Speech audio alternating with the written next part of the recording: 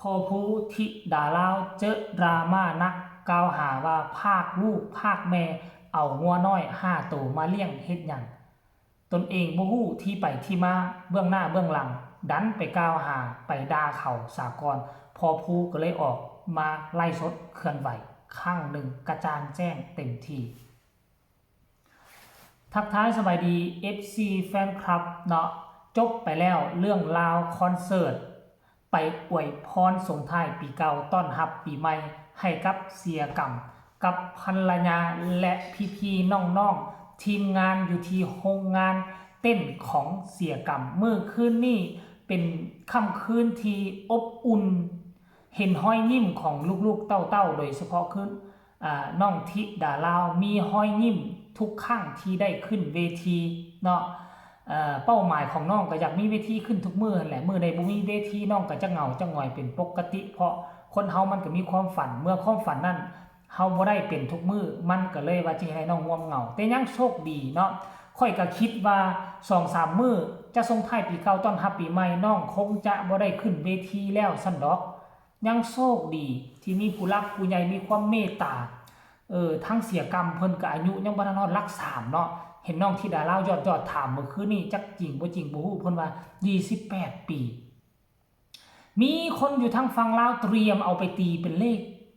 มื้อคืนนี้ออกเลขหยังเนาะบ่มื้อคืนนี้แม่นแล้วบ่เนาะทุกคน FC แฟนคลับยังโชคดีที่มีเสียกรรมเพิ่นสนับสนุนซัพพอร์ตให้น้องได้ขึ้นเวทีเพื่อเอาเลิกเอาไซในส่งท้ายปีเก่าต้อนรับปีใหม่ก็หวังว่าวิทย์วันที่31วันที่1เข้ามาจะเป็นวันดีมื้อดีสำหรับน้องธิดาลาวจะมีงานลังไหลกันเข้ามาเทมาเฮาก็ฮู้ข่าวมาแล้วแหละเนาะโปรเจกต์ใหม่ที่ร่วมกับเดียวหนังตะลุงก็คือระเบิดระเบ้อกับเดือนนึงนี่แหละเดือนมกราคมนี่แหละท่านผู้ชม FC แฟนคลับแต่บัดนี้สิ่งที่ค่อยอยากจะอยากจะเว้าค่อยเห็นคลิปนึงที่พ่อผู้ศรีวิไลได้ออกมาเคลื่อนไหวในมื้อวานนี้เกี่ยวกับควายน้อย5 ตัวเนาะควายน้อย5 ตัวทีแรกเจบ่เราบ่ฮู้ได้ว่าไปซื้อมาไปนั่นมาน่ะทีแรกก็คิดว่าโอ้ตาหวังกับยายรุ่นเขาเจ้าเลี้ยงงัวเลี้ยงควายหลายปานนี้พุ่นว่าแล้วมาปกติแล้วน่ะงัวควายมันก็มักเกิดลูกฤดูหนาวได้เนาะค่อยก็ว่าป้าเกิดลูก5 ตัว6 ตัวพร้อมกันนั่นแสดงว่านี่ครอบครัวของพ่อผู้ศรีวิไลก็บ่ธรรมดาตัวมีวัวแม่มีควายแม่ตั้ง5ตั้ง6 ตัวป้าโธ่บ่ธรรมดาตัวบาดเอาไปเอามาคันบ่มีดราม่าเรื่องนี้ก็คงจะบ่ฮู้ว่าที่ไปที่มาน้องควายทั้ง5 ตัวหลังจาก FC แฟนคลับหลายคนเห็นกันส่วนใหญ่ดอก 99% ก็พากันย่องย่อสรรเสริญว่าเป็นคนที่มีจิตใจงดงามใจบุญเนี่ยแต่มันก็ยังมี 1% ที่เห็นพอผู้ศรีวิไลไปเอาน้องควายทั้ง5 ตัวมาเลี้ยงแล้วก็เกิดประเด็นดราม่าส่งมาใต้คอมเมนต์ส่งมาด่าบ่ได้ว่าวิพากษ์วิจารณ์ได้พอผู้ว่าด่าเขานั่นหมายว่าส่งมาด่าส่งมาต่อว่าพอผู้ศรีวิไลเป็นคนบาปหนาว่าน้องธิดาลาวเป็นคนบาปหนาพาลูกพาเต้าเฮ็ดแนวบ่ดีไปพากลูกพากแม่พากพ่อเขามาพากเขามาจากแม่ว่าซั่นทั้งที่ต้นปลายสาเหตุมันอาจจะมีเบื้องลึกเบื้องหลังก่อนที่ข้าเจ้าจะเอาน้องควายทั้ง5 ตัวนี้มาทุกอย่างมันมีที่ไปที่มาแต่ดันว่ามาเห็นว่าเพิ่นเอามาแล้วตนเองบ่ฮู้เบื้องหลังต้นปลายสาเหตุมันสาเหตุหยังเขาจึงเฮ็ดแนวนี้สาเหตุหยังเขาจึงเคลื่อนไหวแนวนี้บ่ฮู้ที่ไปที่มาเห็นแวบแรกปึ๊บก็คอมเมนต์มาเลยคนบาปคนหยังต่างๆไปพากเขามาจากแม่คันถ้าลูกเจ้าถูกพากออกจากเจ้าออกจากแม่เจ้าสิเป็นแนวใดเอาล่ะบาดนี้พอผู้ได้ฟังแนวนี้ก็น้อยเนื้อตามใจไผก็น้อยเนื้อตามใจพอผู้ก็เลยเฮ็ดคลิปออกมาระบายขนาดเงินค่อยบ่มีนะเงินค่อยบ่มีก็เลยโฮมใส่ได้เงินเหลือจากFC แฟนคลับเขาเจ้าส่งมาให้เป็นค่าน้ำมันพาลูกไปเที่ยวเหลือมาหน่อยนึงแล้วก็มาบวกใส่กับเงินมาลัยของน้องธิดาลาวลูกสาวธิดาลาวหั่นมาโฮมใส่กัน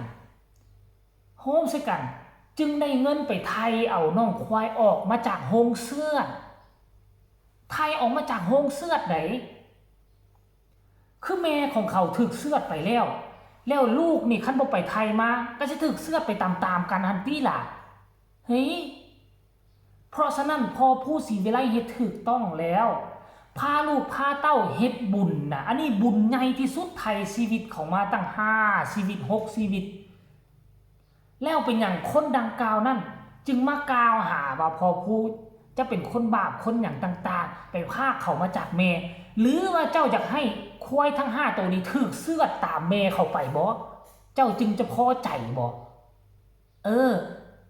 พอผู้ก็เลยเว้าว่าคันบ่ฮู้ที่ไปที่มาโดยละเอียดอย่าพึ่งด่าอย่าเฝ้าด่าเขาทุกสิ่งทุกอย่างที่เขากระทำที่เขาเฮ็ดไปมันล้วนแล้วแต่มันต้องมีต้นเหตุ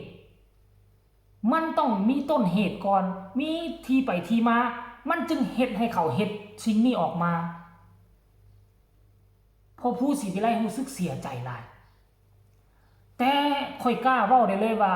มีเพียงแต่ 1% เท่านั้นที่คิดแบบนี้และเข้าข้างคนแบบนี้เข้ามาโจมตีในเมื่อเราบ่ฮู้ความจริงจากปากพอผู้ศรีวิไลบางครั้งเราก็อาจจะรู้สึกว่าอาจจะรู้สึกสำนึกผิดหรือว่าแนวใดก็บ่ฮู้ความจริงแล้วน่ะเฮาเห็นคนที่ไปเอาสิ่งของเอาลักษณะนี้มาน่ะเฮาบ่ฮู้เฮาก็บ่ต้องไปวิพากษ์วิจารณ์อยู่เราไปเอาแต่แนวความคิดของตัวเองเห็นเขาเอางัวเอาควายมาเลี้ยงแล้วคิดว่าเขาไปพากลูกพากแม่เขามานั่นนี่แต่สิ่งที่เขาเฮ็ดมันคือบุญใหญ่มหาศาลแหมแม่นอยู่ว่าพากแม่เขา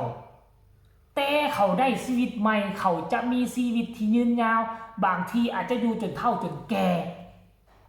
คันถ้าเอาไว้กับแม่ก็อยู่กับโฮงเชือดบ่โดนก็จะถูกเชือดไปตามแม่อันนี้แหละพอผู้ศรีวิไลก็เลยว่าออกมาอธิบายกระจ่างแจ้งสิ่งใดคันบ่ฮู้อย่างแน่ชัดอย่าสุเฝ้าด่าอย่าสุเฝ้าเว้าอย่าสุเฝ้าตำหนิอย่าสุเฝ้าวิพากษ์วิจารณ์ทุกสิ่งทุกอย่างมันมีที่ไปที่มามันมีตื้นลึกหนาบางท่านผู้ชม FC แฟนคลับก็ขอให้เป็นกำลังใจเป็นกำลังใจให้กับครอบครัวศรีวิไลโดยเฉพาะคือพ่อผู้กับน้องธิดาลาวคือทุกสิ่งทุกอย่างที่เจ้าเฮ็ดมานี่นะมันล้วนแล้วแต่มีความหวังดีต่อลูกสาวล้วนแล้วแต่มีความหวังดีต่อชุมชนต่อ FC แฟนคลับทุกสิ่งทุกอย่างเนาะเฮ็ดมานี่ด้วยความดีด้วยความชอบ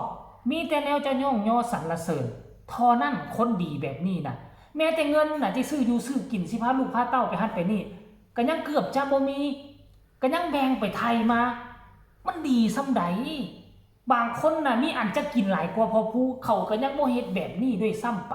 ท่านผู้ชม FC แฟนคลับเจบ่แล้วก็ฝากฝังคลิปนี้เอาไว้อีกคลิปนึงก็แล้วกันเนาะเรื่องราวประเด็นดราม่าเรื่องเอาควายน้อยมาเลี้ยงของพ่อผู้ศรีวิไลกับน้องธิดาลาวใครมีคำตำหนิที่ส่งคำคิดคำเห็นก็ส่งข่าวมาได้ฝากกดไลค์กดแชร์พ่อกันใหม่ในคลิปหน้าจะเป็นเรื่องราวที่ฟังแล้วมีความรู้สึกยินดีแต่ว่าโครงการนี้มันจะเกิดขึ้นบ่มันขึ้นกับพ่อแม่ต้องได้ซัพพอร์ตน้องธิดาลาวแล้วล่ะพ่อกันใหม่ในคลิปหน้าสบายดี